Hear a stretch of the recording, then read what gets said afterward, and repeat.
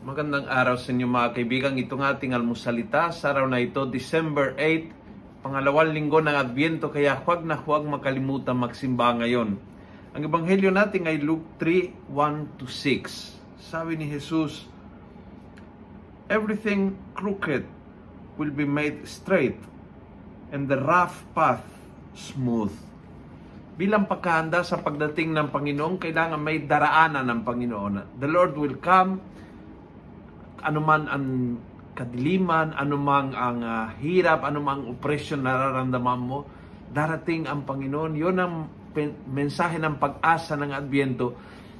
But binigyan din ngayon na kailangan ihanda ang daraanan ng Panginoon. The Lord will walk not on clouds, but on the way that you prepare. At ngayon, Ebanghelyo ay nagbigay ng dalawang very concrete na pamamaraan. Una, yung mga liko-liko na daan ay gawin diretso.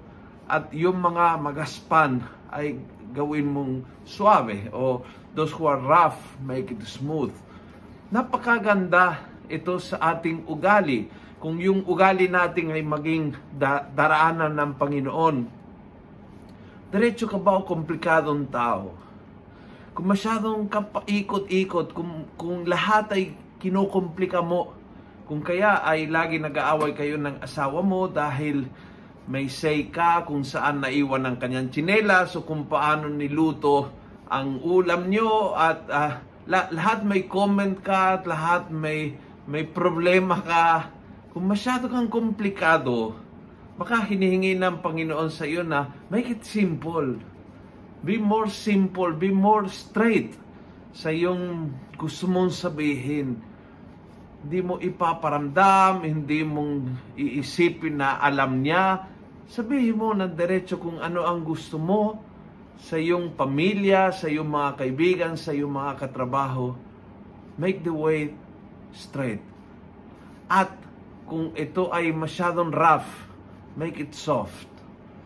Rough ka ba? Baka yung paraan na tinatrato mo ang iyong magulang o ang tinatrato mo ang iyong kasambahay o the way that you treat yung mga katrabaho mo o yung asawa mo ay masyadong rough. And you know that is rough.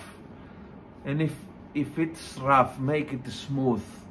Ang Panginoon ay gustong dumaan sa daan na talagang diretso at saka malambot, prepare, maayos. Hindi yung baku-baku, hindi yung masyadong rough. Humingi tayo sa Panginoon ng biyaya na magiging handa ang ating buhay, ang ating ugali, ang ating pagkatao.